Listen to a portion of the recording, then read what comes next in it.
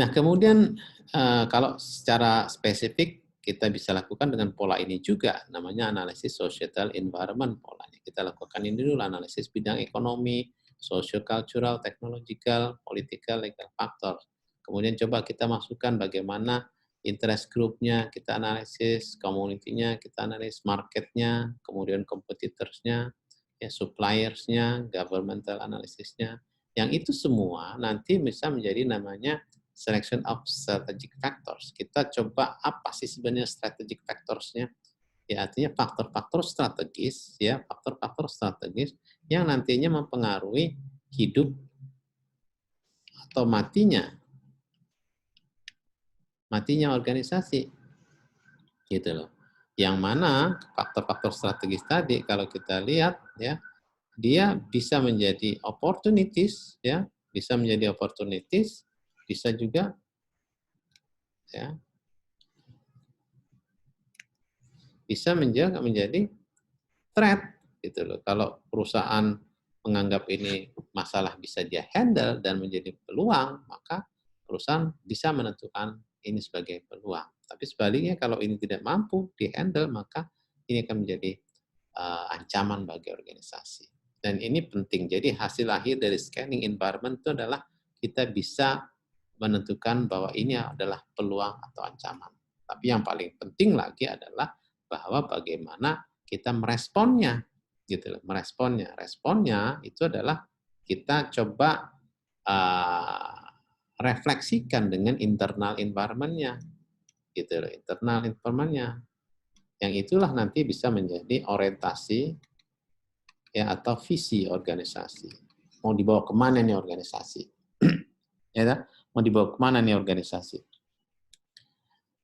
Nah, saya coba kasih contoh beberapa hal lagi. Ini yang kita sering sebut dengan forces, ya, 5 forces dari kompetisi. Ya, ada 5 kekuatan yang mempengaruhi satu kompetisi dalam satu industri, yang mana ini dari Michael Porter. Ya, dia bilang begini, bahwa kita harus pertimbangkan, ya, untuk masuk satu industri. Ya. Pertama, bagaimana potensial entrance-nya. Kalau ternyata industri itu mudah untuk keluar masuknya, maka berarti industri ini barriers-nya atau apa namanya, benteng untuk bisa kita bisa bertahan lebih lama akan kecil atau pendek begitu, ya. Yang mana kalau ini mudah berarti akan memudahkan kompetitor masuk, gitu, ya, yang berarti akan meningkatkan kompetisi di sini, gitu. Ya, demikian juga dengan barang substitusi, seberapa banyak sih atau seberapa gampang sih barang substitusinya. Ya, kalau ternyata barang substitusinya gampang didapat atau gampang diproduksi oleh kompetitor yang lain, maka ini akan menjadi juga meningkatkan kompetisi yang ada di sini, ya. Saya contohkan misalnya sekarang industri pertelevisian lagi digoyang nih, ya. Kenapa? Karena orang ternyata nggak lagi nonton TV, gitu loh. Orang menonton YouTube live streaming atau TV yang semua orang bisa nonton TV atau punya TV sekarang, gitu loh. Ya, ini menjadi substitusi bagi industri TV. Demikian juga media.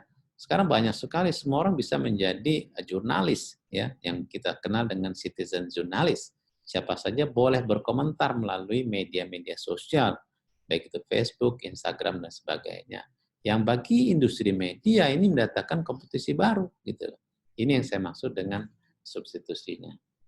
Kemudian kita juga bicara dengan buyers, misalnya buyers, bagaimana bargaining powers dari pembeli. Kalau ternyata bargaining powers mereka itu lebih kuat, maka kecenderungan ini akan membawa kompetisi yang lebih ketat. Ya, misalnya saya contohkan di banyak sekali komunitas-komunitas pertanian, ya, itu ternyata mereka kalah atau kita sebut dengan buyers market, yaitu buyers market. Ya, kalau dia buyers market artinya mengendalikan harga itu adalah pasar, gitu loh, pembeli, ya, yang mana ini umumnya pembelinya lebih sedikit nih, pembelinya sedikit, pembeli sedikit, buyer itu sedikit, ya toh, sedikit. Yang ini nanti mempengaruhi bargaining power-nya kita sebagai produsen kepada buyer, sehingga harga cenderung terus turun. Itu yang terjadi banyak di komoditi-komoditi pertanian. Kemudian, atau komoditi secara umum. Kemudian juga bagaimana bargaining power dengan suppliers.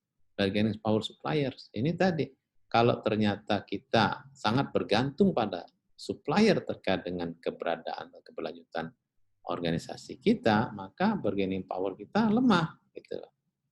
Ya, misalnya kalau industri yang berbasis pada kayu misalnya, atau berbasis pada sumber daya alam yang sangat langka, ya, atau disebabkan karena aturan pemerintah tertentu, maka supply-nya tidak diperkenankan untuk masuk ke industri, maka ini akan menjadikan bargaining power dari supply menjadi lebih tinggi. Ini yang nanti akan meningkatkan rivalry, artinya bagaimana kompetisi di dalam industri bisa meningkat disebabkan karena kelangkaan dari supply. Ya. Kemudian juga jangan lupa sekarang juga ada ini stakeholders nih, stakeholders.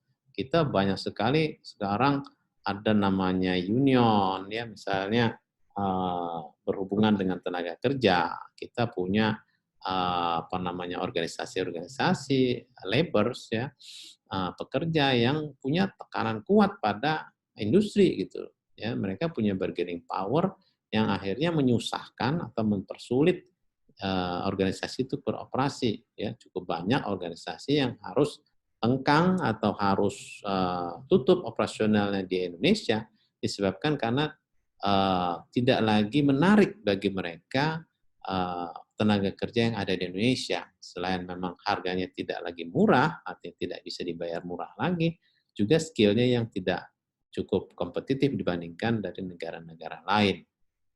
Demikian juga dari pemerintah, ya, banyak sekali organisasi atau perusahaan yang harus tutup disebabkan dengan aturan pemerintah. Gitu. Ya, kemudian juga ada special interest group, tadi kita sudah bicara juga special interest group terkait dengan lingkungan misalnya, terkait dengan upah misalnya, terkait dengan macam-macam hal yang akhirnya industri harus tutup. Dan itu banyak kita jumpai. Inilah yang kita harus pertimbangkan, ya, situasinya bagaimana industri itu kondisinya saat ini, ya. Dan yang paling penting jika kita sudah melakukan analisis ini, maka kita bisa lakukan judgment nih. Sebenarnya menarik nggak, atraktif nggak sih masuk ke industri ini? Nah, untuk jangka pendek, jangka menengah, atau jangka panjangnya itu berkaitan dengan bagaimana atau seberapa besar investasi yang harus kita tanamkan berbanding dengan apa return yang akan kita peroleh dalam jangka pendek atau jangka menengah, ya, atau maupun dalam jangka panjang. Nah, kemudian karena banyak sekali isu-isu tadi, ya, dari strategik eksternal tadi, ya, eksternal strategic factor tadi, maka kita coba buatkan priority nih. Priority-nya yang mana nih? Matrix. Ya, kita buat menggunakan namanya isu priority matrix, ya. Isu priority matrix ini adalah matrix 2 dimensi yang melihat pertama probable impact on corporation. Bagaimana isu tadi, ya, impact-nya terhadap organisasi, ya. Apakah impact-nya tinggi, apakah medium, atau rendah. Kemudian bisa juga probable of occurrence, karena itu kita bicara bukan saat ini saja atau yang kemarin, bahkan ke depan. Belum tentu itu terjadi, tapi kemungkinan bisa terjadi, gitu loh. Ya, kemungkinan bisa terjadi seperti bagaimana kita memprediksi kemarin revolusi industri 4.0 sebenarnya sudah diprediksi dari tahun 90-an gitu. Dan sekarang kita bicara society 5.0. Bagaimana probability-nya? Tentu kita bicara juga bagaimana apakah dia low, medium, atau high. Yang nantinya ini kita kombinasikan sehingga isu-isu tadi bisa kita taruh di sini. Ya, bisa kita taruh di sini nanti, ya. Nah, yang mana tentu kita akan lihat nanti. Dan inilah yang nanti kita pertimbangkan mana sih yang menjadi central point kita untuk menentukan respon nih. Apakah yang high priority? Nah, ini high priority juga nih. Ini high priority ada 3. Yang mana nih? Ya, apakah yang probability of occurrence yang paling tinggi, probability impact-nya tinggi, atau yang juga medium tapi high priority di sini, ya tak? Nah, ini kita manajemen yang akan menentukan yang nantinya kalau kita compare atau kita merujuk pada kekuatan internal kita internal yang tadi kita sebutkan adalah strength dan weaknesses, maka ini yang nanti bisa menjadi orientasi organisasi. Ya, orientasi organisasi artinya menentukan organisasi kita kemana nih, ya. Apakah kita ingin menjadi organisasi yang terdepan dalam teknologi misalnya, apakah kita bisa menjadi organisasi yang inovatif misalnya dan sebagainya, ya. Yang ini kalau diterjemahkan bisa menjadi visi dan seterusnya menjadi misi. Ya. Itu mungkin sementara pembelajaran sesi 2 kita. Terima kasih. Assalamualaikum warahmatullahi wabarakatuh.